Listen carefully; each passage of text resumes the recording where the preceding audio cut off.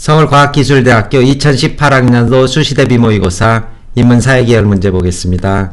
역시 지난해와 마찬가지로 600자 3개 문항을 출제를 하고 있고, 문제 1번에서는 문항 문제를 또 출제를 했습니다. 제시문을 독해해서 사례 속에 적용시켜라. 그리고 문제 2번에서는 환경과 책임윤리에 대해서 제시문을 활용서술하라. 3번에서는 실학의 출현 배경 및 의의에 대해서 제시문을 활용해서 서술하라, 이런 요구를 하고 있고, 과기대 답안지를 보게 된다면 1번에서는 물론 제시문, 가나 이런 말이 포함되지 않은 상태에서 답안이 전개되었고, 2번에서도 제시문을 유기적으로 결합해서 가나, 다라 이러한 제시문의 언급이 없습니다. 키워드만 활용해서 서술을 했고, 문제 3번에서만 제시문 가나, 다라를 간단하게 언급했지만 역시 제시문을 활용해서 서술하는데 주력하는 그런 답안지를 선보이고 있습니다.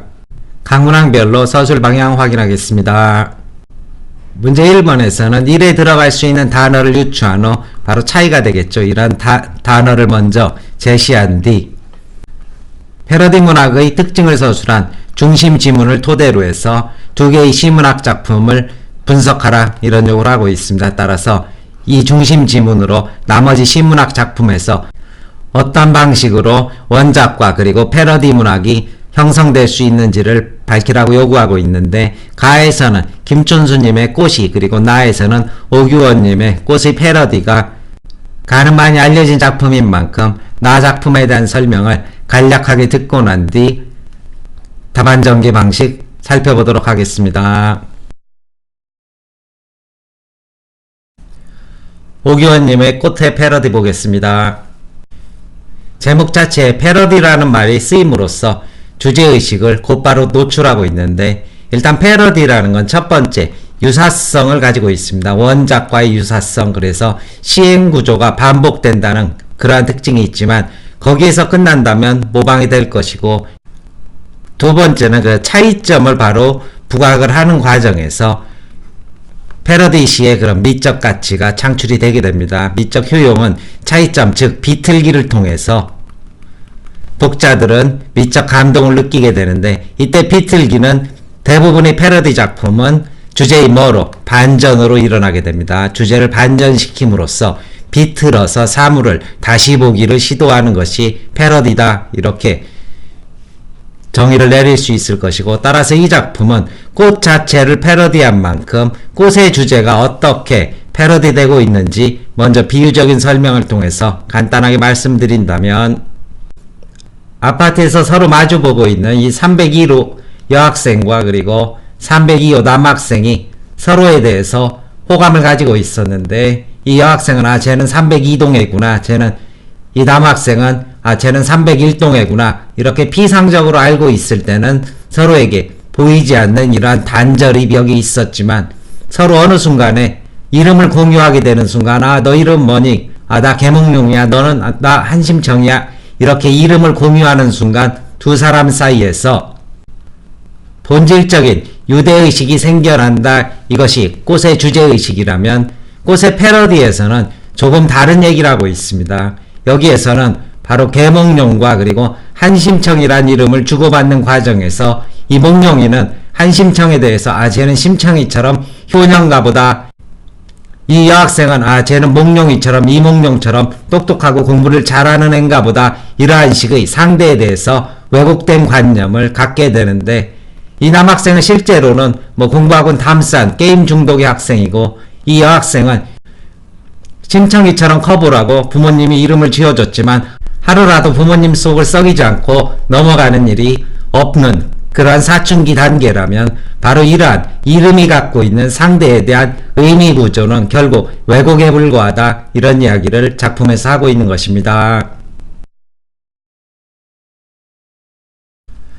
본문 보겠습니다. 내가 그의 이름을 불러주기 전에는 그는 다만 원작인 꽃의 시행구조를 그대로 되풀이하고 있지만 왜곡될 순간 곧바로 주제의식을 노출하고 있습니다. 비틀기를 통해서 왜곡될 순간을 기다린다. 이름이라는 것은 결국 상대의 본질을 왜곡하거나 비틀어서 자기 마음대로 이해하는 것에 지나지 않는다. 이러한 주제를 1년에서 노출하고 있습니다. 내가 그의 이름을 불렀을 때 그는 내게 와서 내가 부른 이름대로 모습을 바꾸었다. 한심청이가 엄청 효녀인 것처럼 둔갑을 하게 되었다. 내가 그의 이름을 불렀을 때 그는 곧 내게로 와서 이제 이 구절에서 실제적 사례를 통해서 구체적인 주제의식을 전달하고 있는데 풀, 꽃, 시멘트, 길, 담배꽁초, 아스피린, 아달린이라는 이러한 보통 명사 단어 속의 단어의 의미가 왜곡되지 않고 그대로 반영되는 보통 명사나 수명사가 아닌 이제 의미의 틀을 만들었다. 바로 이 부분이 의미의 틀이 될 것인데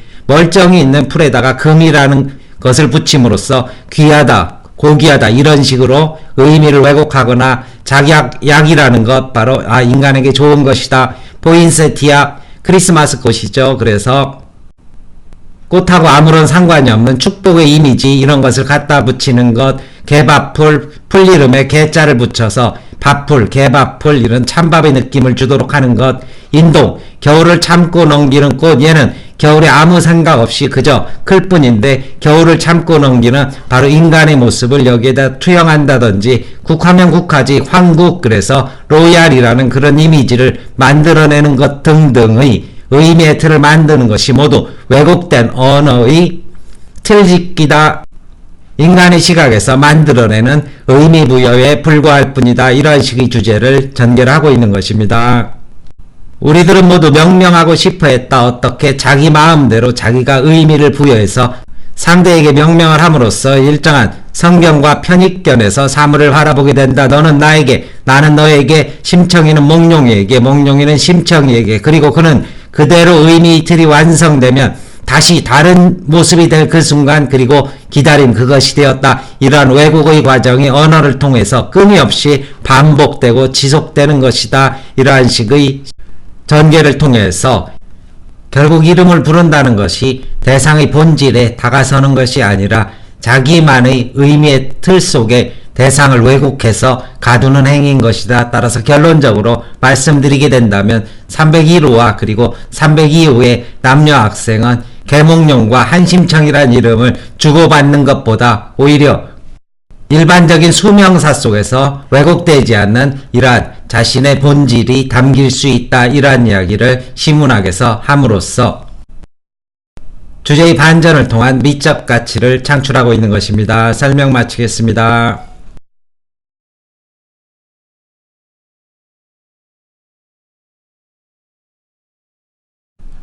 따라서 문제 1번에서는 패러디에 대한 이러한 정의를 토대로 해서 둘이 어떻게 공통점과 차이점이 있고 이 차이점이 창조적 비판을 통해서 주제를 반전시켜서 새로운 창조적 예술로 승화되는지 이 부분을 설명해 주시면 될 것입니다. 따라서 가와나의 공통점은 이미 독자들에게 친숙한 꽃을 패러디한 꽃의 패러디는 꽃에 나오는 시어와 형식을 차용했지만 궁극적으로는 주제의 반전, 계속 문구를 바꿔가면서 주제를 반전시켜서 독자들에게 패러디로 전달하게 됨으로써 꽃의 패러디는 개별 이름을 호명하는 순간 새로운 관점에서 즉 그것이 본질적인 의미를 확보하는 것이 아니라 왜곡을 상정함으로써 사물의 본질을 인간의 틀 속에 담아내는 언어의 한계라는 새로운 주제의식을 발견하고 있다. 즉 시문학에서 설명한 대로 비틀기를 통해서 원작을 비판적으로 수용하고 주제의 반전을 통해서 새로운 작품의 예술성을 증명한다. 이러한 서술 해주시면 될 것입니다. 따라서 1번에서는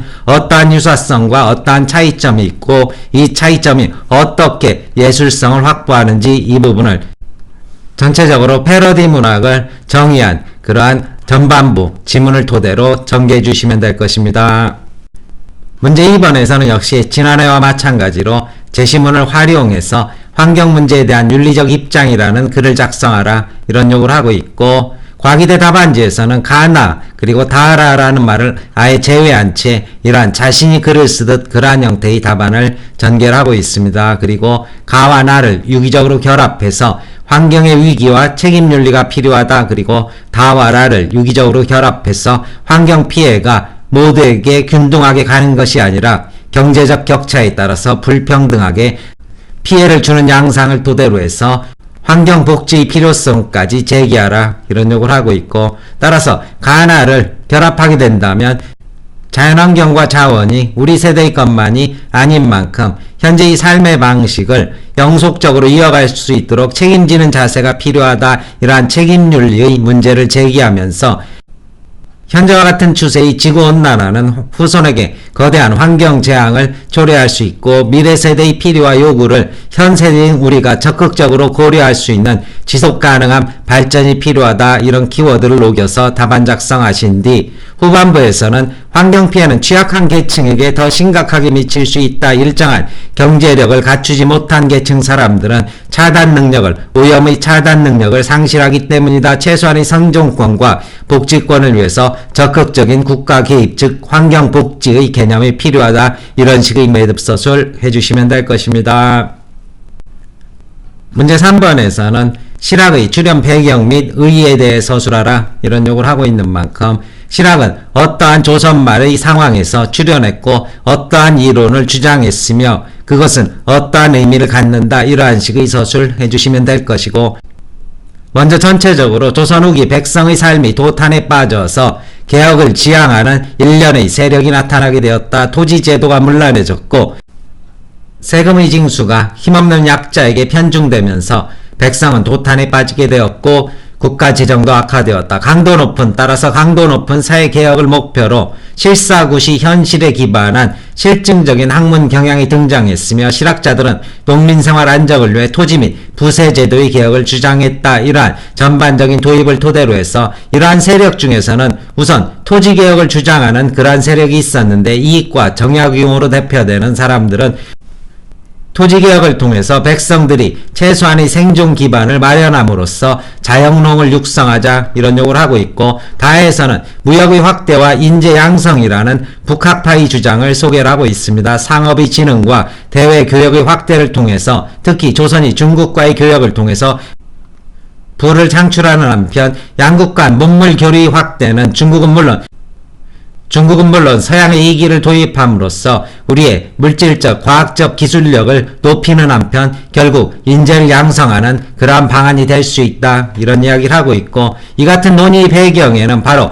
조선의 주체성이란 또 다른 학문의 저변이 깔려있다. 조선의 역사, 전통과 현실에 대해서 깊이 있는 연구를 하려는 이러한 일련의 노력들이 이어지게 되었고, 이것이 조선개혁 스스로 자기 자신을 알아보고 성찰하는 개혁의 시작점이 될 수 있었다. 조선의 역사, 지리, 언어 등 다양한 분야를 연구함으로써 중국 중심의 세계관을 탈피함으로써 국학의 근간을 형성할 수 있었다. 그럼 전체적으로 백성 삶의 도탐과 이를 개혁하자는 세력, 특히 토지화 그리고 무역의 확장 그리고 학문 자체에서도 우리 스스로를 돌아보고 성찰하자는 이러한 국학 중심의 움직임이 일어났다. 이와 같은 순서의 답안 전개가 필요하게 될 것입니다. 답안 전개 보겠습니다. 대학 공개 답안입니다. 먼저 1번입니다. 빈칸에 들어갈 단어는 차이이다. 패러디 작품에는 원작과 같은 점이 있는가 하면 반드시 다른 점이 있어야 한다. 패러디 작품을 읽는 독자는 원작과 패러디 작품 사이 관계에 집중한다. 원작과 패러디 작품 사이에 공통점이 없다면 독자는 그 작품이 패러디 작품임을 알지 못한다. 차이점이 없다면 독자는 그 작품이 존재해야 하는 의의를 찾을 수 없다. 따라서 차이점은 패러디의 근본 정신인 비판 정신을 구현한다. 나이시 꽃의 패러디는 제목에서 패러디임을 명시하지 않았다 하더라도 꽃에 나오는 시와 형식을 차용하고 있기 때문에 가히시 꽃을 알고 있는 독자들에게는 명백하게 패러디라는 것이 전달된다. 꽃은 문학사적으로 가치 있고 잘 알려져 있는 작품이다. 원작을 패러디한 꽃의 패러디는 개별 이름을 호명한다는 점, 이름 부르기에 대해 새로운 관점에서 탐구한다는 점에서 원작, 꽃과 크게 다르다. 원작에서는 이름을 부르는 것이 의미가 된다고 했는데 패러디에서는 이름을 부른다는 것은 왜곡을 상정한다고 말한다. 꽃의 패러디 시인은 시어를 바꿈으로써 내용 자체를 바꾼 것이라 할 수 있다. 이러한 차이는 원작을 비판적으로 수용하고 작품의 예술성을 증명하는 근거로 작용한다. 반전을 통해서 새로운 창조적 예술미를 발현하게 된다. 이런 이야기가 될 것입니다. 2번 답안입니다. 두 개 단락으로 구성을 하고 있고 가나가 압축되고 다라가 압축된 부분입니다. 첫째, 우리에게 주어진 자연환경과 자원이 우리 세대의 것만이 아니라는 사실을 인식해야 한다. 독일의 철학자 요나스가 지적했듯 우리는 우리는 현재의 삶의 방식을 영속적으로 이어갈 수 있도록 책임지는 자세를 가져야 한다. 지구온난화로 인한 피해는 최근 들어 나타나기 시작했지만 현재의 경향이 지속되면 우리 후손들은 상상하기 어려운 거대한 환경재앙에 맞닥뜨리게 될 것이다. 즉, 환경 문제를 해결하기 위해서는 우리 세대뿐 아니라 미래 세대의 필요와 요구를 적극 고려해야 한다. 이와 같은 지속 가능한 발전 개념을 받아들여야 한다는 것이다. 둘째, 환경 문제로 인한 피해가 모두에게 균등하게 돌아가는 것이 아니라 사회적으로 취약한 계층에게 불균등하게 미친다는 사실을 인식해야 한다. 최근 한국에서 대두되고 있는 미세먼지 문제는 한반도에 거주하는 모든 사람에게 골고루 영향을 미친다고 생각하기 쉽다. 하지만 일정한 경제력을 갖추지 못한 계층 사람들은 미세먼지 피해로부터 스스로를 보호할 수 있는 여건을 마련하지 못할 가능성이 높다. 따라서 우리는 환경 문제로 인해 최소한의 생존권과 복지권을 누리지 못하는 개인이 생겨나지 않도록 보다 적극적으로 국가의 환경복지가 필요하게 된다. 2번의 답안입니다. 3번입니다. 각 제시문에서 상황만을 보여주고 있는 부분이 있는 만큼 가, 나, 그리고 다, 라를 인용하면서 순차적 서술을 하고 있습니다. 18세기 조선사회는 커다란 어려움에 직면하였다. 가에 드러나듯 토지제도가 문란하였으며 부세의 징수가 편중되어 빈익빈 부익부 현상이 심화되었고 백성의 삶은 도탄에 빠졌다. 동시에 국가재정도 악화되어 국가가 붕괴될 수 있다는 위기의식에 봉착하였다. 이에 강도 높은 사회개혁을 목표로 실사구시에 기반한 실증적 학문 경향이 등장하는데 이것이 실학이다. 실학자들은 농민생활과 부세수치 안정성을 확보하기 위해 토지 및 부세제도의 개혁을 주장하였다. 나해 보이는 이익과 정약용의 토지제도 개혁은 토지 소유의 불균형을 해소하여 자영농을 육성할 것을 주장한다. 당시 개혁론 중에서는 북학파를 중심으로 상업의 진흥과 대외교육의 확대를 주장한 내용도 포함된다.